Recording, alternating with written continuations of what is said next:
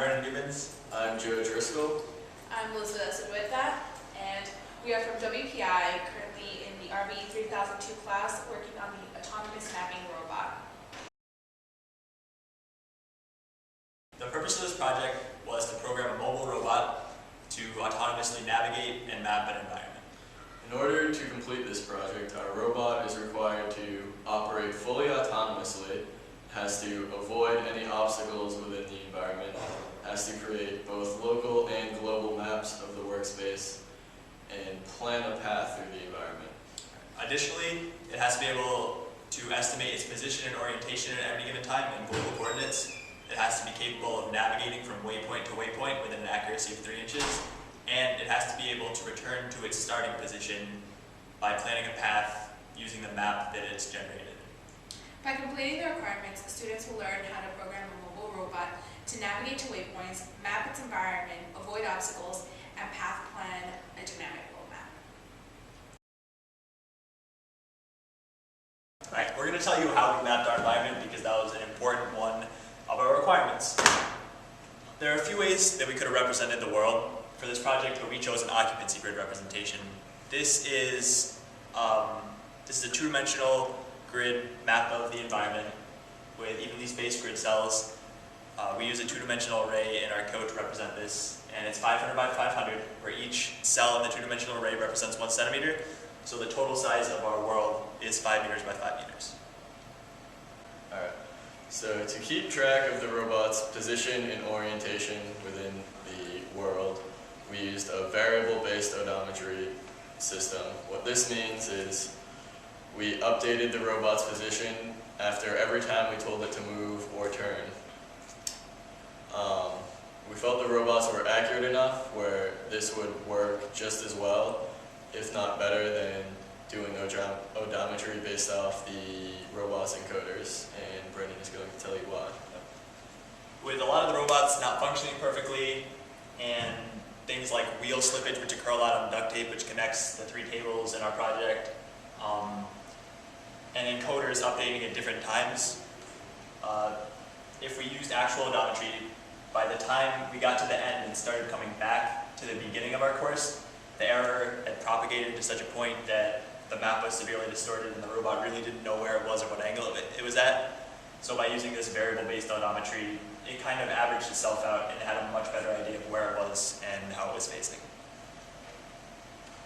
Alright, so we created a pretty basic example of how the robot actually begins to map its environment.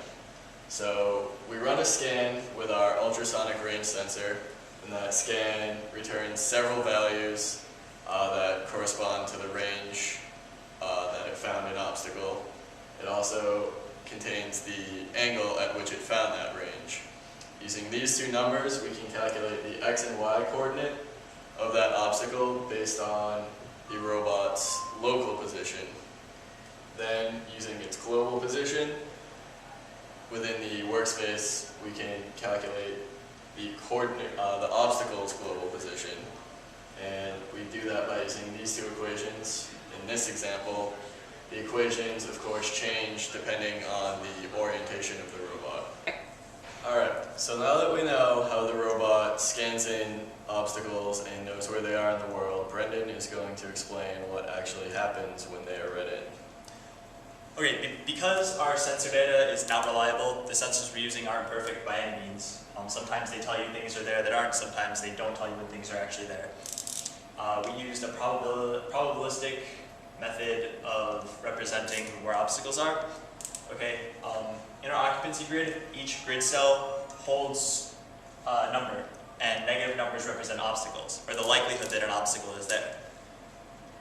So if we find an obstacle at one point, we subtract 4 from whatever value that grid cell previously held, subtract 3 from a square around that, 2 from a square around that, and 1 from a square around that. We scan every 2 degrees, so these end up overlapping, and eventually, after a scan and a lot of experimental testing, we determined that if a value in the grid is less than 55, it's definitely an obstacle. If it's between 55 and 30, there's most likely an obstacle there, and we don't want to drive near it. But if it's less than 30, it's probably not an obstacle and it's just a sensor blip or a series of sensor blips, and so our robot can drive through that area. The ultrasonic sensors we use are unreliable after a distance of about 55 centimeters, so any data we take in with a range further than that, we ignore. To make sure that we get a well-updated and realistic map, we scan every 20 centimeters the robot has moved. Now we'll be talking about our GUI, or our graphical user interface. It is 1,000 pixels by 1,000 pixels. It updates every quarter second. Now it goes through the occupancy grid, and depending on the probability of an obstacle being there, it'll fill in a color in a 2 pixel by 2 pixel square. The color filled in corresponds to the amount of probability that an obstacle is present in that square. So the colors we used were pink, which represents the lowest probability, so the obstacle is probably not there. Red is a medium probability, so there's probably an obstacle. And black is there's definitely an obstacle. We also use a green square to represent the robot's current position within the world. After each scan, we run through all the obstacles, and all obstacles that are under a 30 probability are cleared from the occupancy grid. I'm going to explain to you right now how we program the robot to navigate. One of the requirements was that it had to navigate from a starting position to a finishing position while driving along any number of given waypoints. This is an example map. This is the start location, this is the finish location. So what we did was we used the wavefront planning algorithm, which will generate an admissible trajectory between two waypoints using an occupancy grid given where obstacles are. So say this is the point we want to get to and this is the point we're at. It'll generate a path at nice right angles like this that the robot can follow.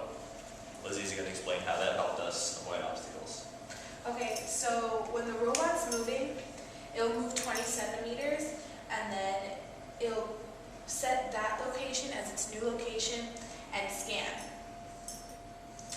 And then once it scans and it sees that there's nothing in its path, it'll move again another 20 centimeters and scan again to create a new wavefront. It'll set this as the start location and the next waypoint is the end location. This worked for obstacle avoidance because if there was an obstacle in the way of the robot that originally the robot did not see, since it's scanning every 20 centimeters, it'll see the robot, it'll see the obstacle, and then be able to create a new wavefront path, once again doing 90-degree angles, setting its current location as a start location, and then going towards the next waypoint.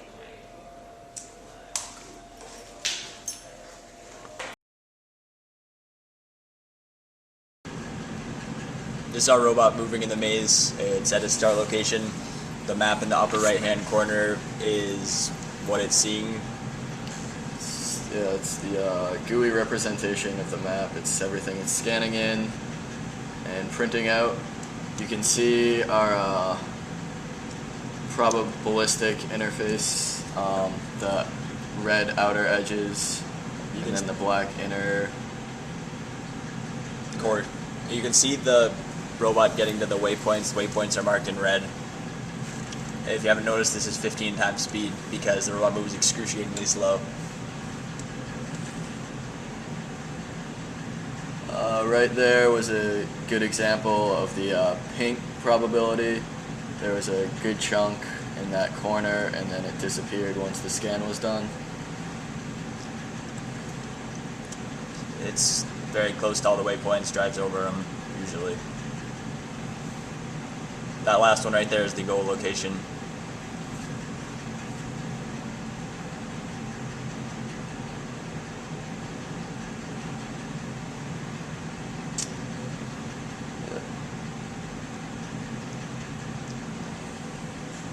Alright, you can see our map is complete and pretty good representation of the area. In this video, you can see our robot is going back to the start. It uses the map that it generated on the way to the goal location to figure out how to get back to the start.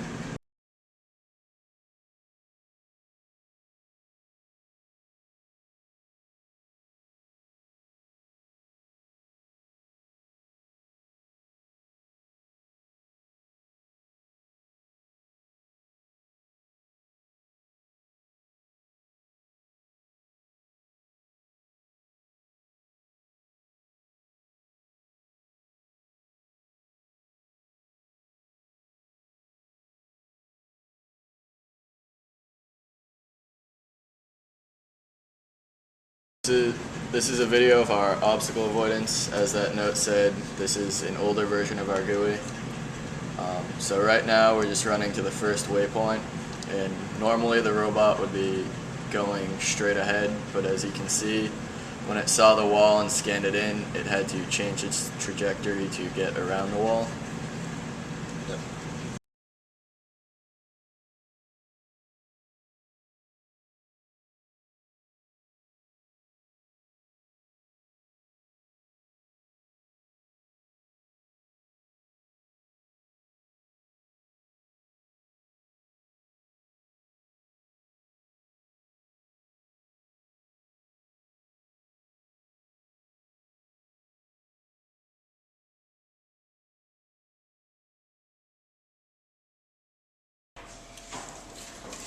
As you can see from the video, we were successfully able to navigate to the waypoint. We got all the way to the goal location, and because the map was accurate and successful, we were able to navigate all the way back to the start location.